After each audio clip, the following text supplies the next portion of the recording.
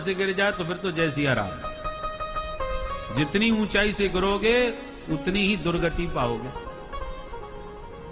उतनी हानि होगी। पृथ्वी में जहां खोदो वहीं पानी निकल सकता है।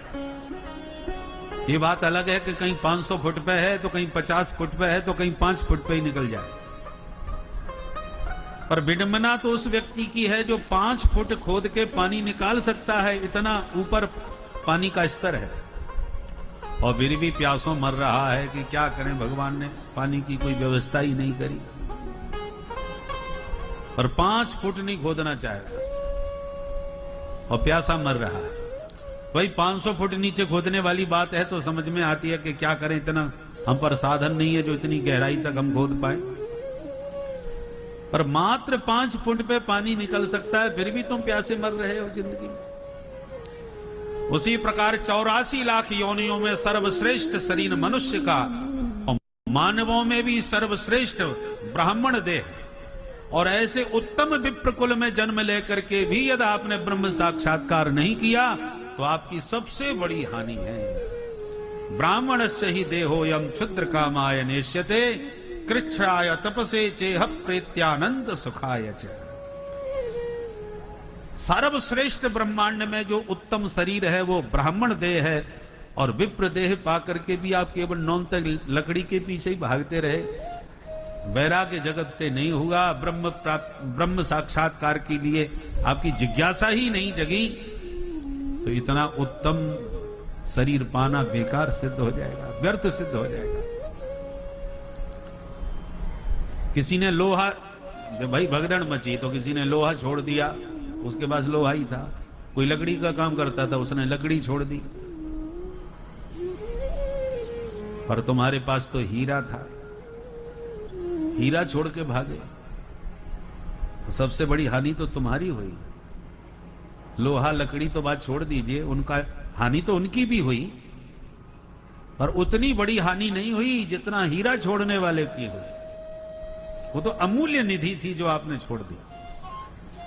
उसी प्रकार अन्य शरीरधारी यदि ब्रह्म की ओर, माने ब्रह्म साक्षात्कारी की ओर उनकी प्रवृत्ति नहीं है तो हानि तो है, पर उतनी ज्यादा नहीं है, क्योंकि अभी उतनी ऊंचाई तक वो पहुंच भी नहीं पाए।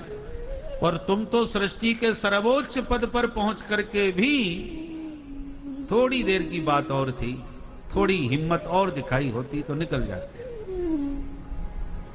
साधन धाम मोक्ष कर द्वारा, पाए न जहीं परलोक सम्हारा। मोक्ष के दरवाजे पर आप खड़े हैं, केवल बाहर निकलने की देर है, और दरवाजे से भी आप वापिस लौट आए तो आपसे बड़ा अभागा कौन होगा। एक बार एक अंधा घुस गया भव्य भवन में, बहुत बड़ा भवन था, सत्संग भवन, और दरवाजा एक ही था। सत्संग संपन्न हुआ, सब लोग उठ के चल दिए। अब अंधा जब चला सबसे बाद में कि भीड़ हट जाए तब आराम से निकलेंगे, अंधा बाद में अकेला रह गया। अब उसको भ्रम हो गया कि दरवाजा किधर था, दिग्भ्रम हो गया, तो जहां जाए वहां दीवार से टकराए, दरवाजा ना पाए, तो उसने सोचा एक ही उपाय है कि दीवार पकड़ के चलते हैं तो दरवाजा मिल ही जाएगा देर सवेरे। दीवार से हाथ लगा के चलता गया, जो दरवाजे के पास पहुंचा के सिर में खुजली मची, सो खुजलाता भी गया और चलता भी गया, 2 कदम में दरवाजा छूट गया। सिर खुजलाने के चक्कर में एक बार दरवाजा छूटा तो फिर पूरे भवन का दोबारा चक्कर काटना पड़ा। और विडंबना देखो, जब जब वो दरवाजे पर पहुंचता है तभी उसके सिर में खुजली सताने लगती है, और तभी वो खुजाना चालू करता है और उसी वक्त उसका दरवाजा बार बार छूट जाता है। यही हालत हम लोगों की है। इस भवाटवी के भवन में भटकते फिर रहे हम जीव, पुनरपि जननम पुनरपि मरणम पुनरपि जननी जठरे शयनम। ये संसार चक्र में घूमते घूमते कबहु की कर करुणा नर देही, देत ईस बिनु हेतु सनेही। प्रभु ने कृपा करुणा करके नर शरीर प्रदान कर दिया, जो साधन धाम मोक्ष कर द्वारा है। अब मानव देह के द्वार पर पहुंच करके आप इस भवाटवी से बाहर निकल सकते हो, परंतु खुजली का मतलब विषय सुख। ये संसार के विषय जो विष के तुल्य हैं पर लगते बड़े मीठे हैं। भव भुजंग ने काटा है ना, इसलिए जहर भी हमें मीठा लग रहा है। और विषय में अनुराग होने के कारण इन विषयों की ऐसी खुजली सताती है कि उसी को खुजलाने के चक्कर में यह नर शरीर व्यर्थ सिद्ध हो जाता है। सारा जीवन संसार के विषय भोग में इतने मस्त रहे कि जिस उद्देश्य से नर शरीर प्रभु ने दिया था उसे भूल ही गए, और फिर बाद में पश्चाताप प्रायश्चित ही मात्र रह गया, पछतावा रह गया। फिर पछताएं होते क्या जब चिड़ियां चुन नहीं खेत। इसलिए अपने जीवन के महत्व को जानो और जिस उद्देश्य से जीवन दिया है उस उद्देश्य की ओर आगे बढ़ो। दो बैलों से गाड़ी चलती है, दोनों बैल स्वस्थ होंगे तो गाड़ी भी दौड़ेगी।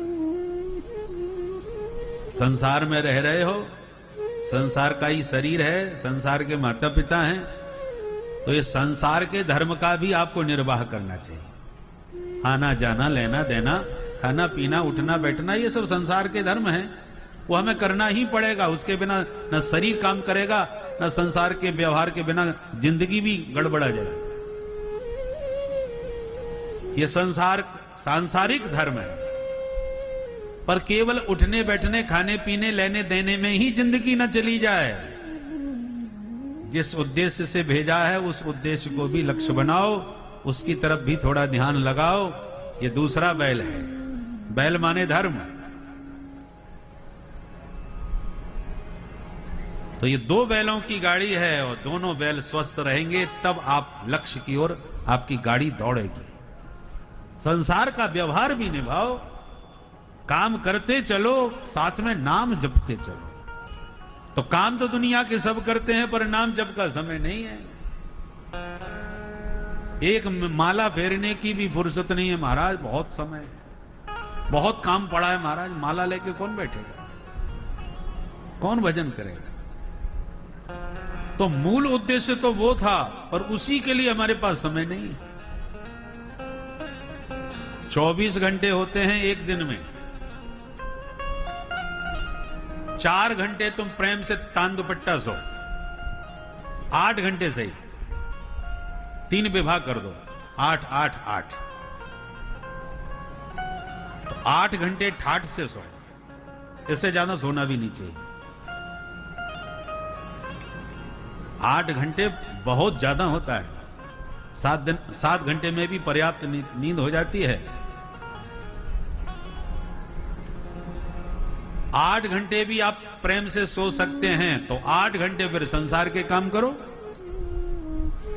8 घंटे रात में सोए, 8 घंटे दुनियादारी के सब काम करो, आना जाना, लेना देना, खाना पीना, जो जितने भी गोरख धंधे हैं सब में 8 घंटे लगाओ। अब 8 घंटे जो मानव शरीर जिस उद्देश्य से मिला है उसमें भी लगाओ।